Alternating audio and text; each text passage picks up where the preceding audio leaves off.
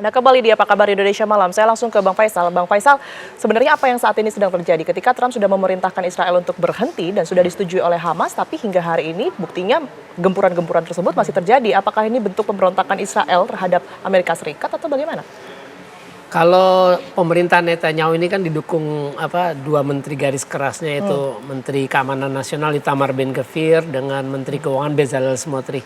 Jadi dua menteri ini kan ingin perang terus berlangsung, tidak ingin ada perdamaian. Makanya ketika Trump mengumumkan bahwa Netanyahu harus ini, dia kaget. Jadi Netanyahu sebenarnya kaget, tapi dia akhirnya bilang bahwa dia tidak akan mundur dari Gaza, dia akan terus berperang dan dia ingin menguasai Gaza. Karena secara sejarah ketika Perdana Menteri Ariel Sharon secara sepihak menarik mundur dari Gaza pada Agustus 2005, itu Netanyahu termasuk anggota Knesset yang menolak rencana kontroversial Sharon itu sendiri. Ya.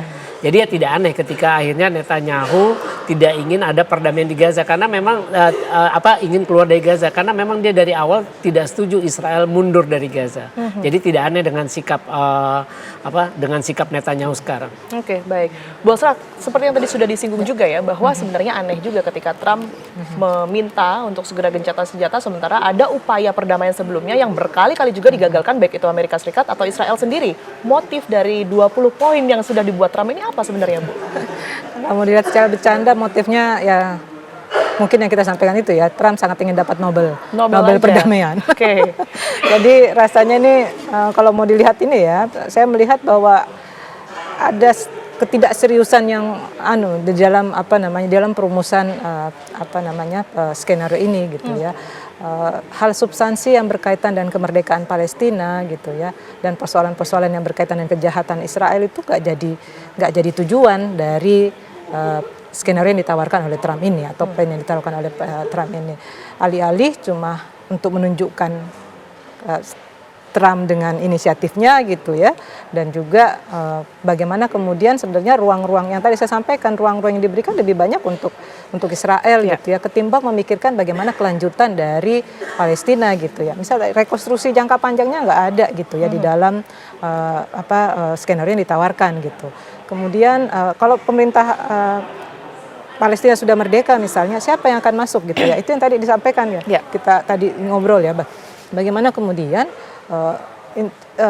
kemudian ada orang lain gitu ya, ada otoritas lain yang masuk ke Palestina untuk mengatur pemerintahan. Ini kan juga satu bentuk kolonialisme baru gitu ya, yang kemudian dirasakan lagi. Jadi sempat dimention Tony Blair begitu ya, Bu, salah satunya. Seperti itu ya. Jadi menurut saya ini seakan-akan juga menghilangkan perannya UN yang selama ini kita anggap sebagai suatu otoritas bersama gitu, yang kemudian punya otoritas untuk melakukan quote-unquote intervensi ataupun juga gerakan-gerakan yang lebih dalam bahasanya masyarakat internasional gitu, atau masyarakat global gitu ya.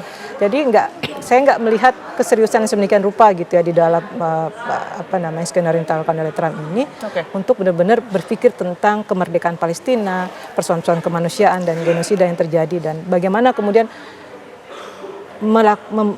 menghukum gitu ya, konteksnya menghukum Israel di dalam apa yang sudah mereka lakukan selama ini terhadap masyarakat Palestina yang sudah memakan korban sedemikian rupa gitu ya. Oke, baik. Sama dengan Anda, Bang Mardhani, Anda juga tidak melihat keseriusan dari Donald Trump untuk kemudian memberikan kemerdekaan yang selama ini diinginkan Palestina? Setuju dengan Mbak Asra, bahkan saya melihat selama ini Donald Trump adalah part of the problem, bukan part of the solution. Tetapi faktanya adalah yang punya kuasa veto, yang punya kuasa untuk melakukan inisiatif masih ada pada Amerika. Dan karena itulah proposal ini, no matter how fragile, tidak masalah serapuh apapun, tetap ada cahaya di ujung harapan agar genosidanya berhenti, agar bantuan segera masuk, agar Palestina segera mendapatkan kestabilannya. Kan kalau dari 20 itu akan ada Dewan Nasional yang mendapat mandat untuk mengelola Palestina. Masih ada 1001 pertanyaan, wilayahnya di mana, siapa yang menentukan orang-orang yang akan dipercaya, bagaimana mendengar hak-hak dari warga Palestina. Ya. Tetapi di atas semua problem-problem tadi, yang paling utama memang menghentikan genosida. Yang paling utama memang bagaimana berhenti dahulu Israel itu berbuat kekejaman. Ini tidak adil, ini tidak ideal, tapi ini salah satu cahaya kecil di ujung jalan. Sehingga banyak negara memang tidak, kalau Faisal kan selalu ingin yang ideal ya memang sebagaimana Francesca Albanese, ya, utusan khusus PBB yang memang mengatakan di Anatomy of Genocide, sebagaimana Noam Chomsky yang mengatakan sederhana kok, memang harus ada yang dihukum karena mengambil kebebasan dan tanah orang lain, yaitu Israel Zionis. Tetapi faktanya memang ketika melihat anatomi kompleksnya, kekuasaan ada di mereka, veto ada di mereka, inisiatif masih sama mereka, yang lain sangat tergantung. Nanti kalau kita lihat kan, Jordan kah, Mesir kah, banyak negara Arab sangat tergantung kepada Amerika. Oke, Nah karena itulah saya pada posisi tidak ingin menyalahkan negara-negara Arab, tidak ingin menyalahkan yang lain, tetapi ini ada cahaya di ujung jalan. Itu kata kuncinya.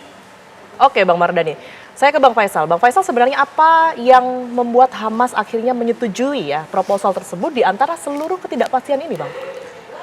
Sebenarnya Hamas setuju itu dalam konteks untuk kemaslahatan. Jadi tidak ada poin-poin yang menjadi batasnya, seperti pelucutan senjata mereka tidak mau. Terus ada otoritas asing, otoritas transisi asing. Kan aneh. Bangsa Palestina melawan Israel itu untuk merdeka, tiba-tiba di proposal Trump ada otoritas transisi asing. Itu kan sama aja penjajahan gaya baru seperti tadi disebut oleh Bu Asra. Ya. Itu sangat aneh. Nah, itu menjadi salah satu dua diantaranya poin dari Hamas yang tidak mungkin untuk mereka setujui. Jadi nah masalah pertukaran tahanan itu kan harus dilihat seberapa fair tahanannya, karena Hamas sudah meminta sebelumnya, posisi Hamas itu sebelum berbicara pertukaran tahanan, artinya serangan harus dihentikan, kemudian pasukan Israel harus mundur, baru berbicara tentang pertukaran tahanan. Baru bantuan bisa masuk. Bagaimana mungkin kalau perang tidak dihentikan, pasukan Israel masih ada di lapangan, berbicara tentang bantuan bisa masuk, kemudian berbicara tentang pertukaran tahanan. Jadi itu proposal yang tidak mungkin. Kalau tadi Pak Mardhani bilang fakta bahwa Amerika yang bisa melaksanakan ini untuk menghentikan, ya artinya ada fakta yang sebaliknya yang memperkuat bahwa para pemimpin negara Arab dan Muslim lemah. Artinya para pemimpin negara Arab dan Muslim ikut dengan komando Amerika yang kita tahu selalu bias mendukung Israel. Yaitu akhirnya, makanya sesuai tesis saya tulis 2008, Palestina cuma negara khayalan. Kalau lihat fakta yang tidak tadi. Tidak akan pernah merdeka, Bang? Tidak akan pernah merdeka. Ya tadi Pak Mardhani bilang kita ini lemah. Semuanya itu dikendali Amerika. Kan aneh. Ketika para pemimpin negara Arab Muslim menyerahkan, sangat naif gitu. Amerika yang selama ini selalu bias mendukung Israel, terus para pemimpin negara Arab Muslim ikut dengan kendali Amerika untuk menyelesaikan, jangankan bicara Palestina merdeka, menyelesaikan Gaza aja kita ikut kendali Amerika. Padahal Amerika juga ikut bertanggung jawab dalam genosida. Di Gaza. Baik, saya ke Bu Asra singkat Bu.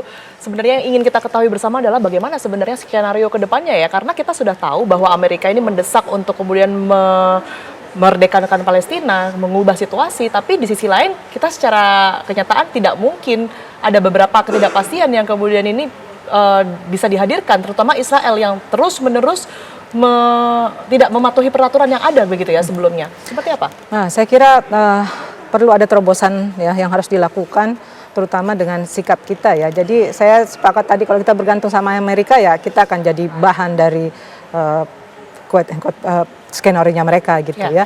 Lagi-lagi menurut saya perlu solidaritas ya, membangun solidaritas antar negara-negara selatan terutama ya, yang kemudian kita akan mendorong.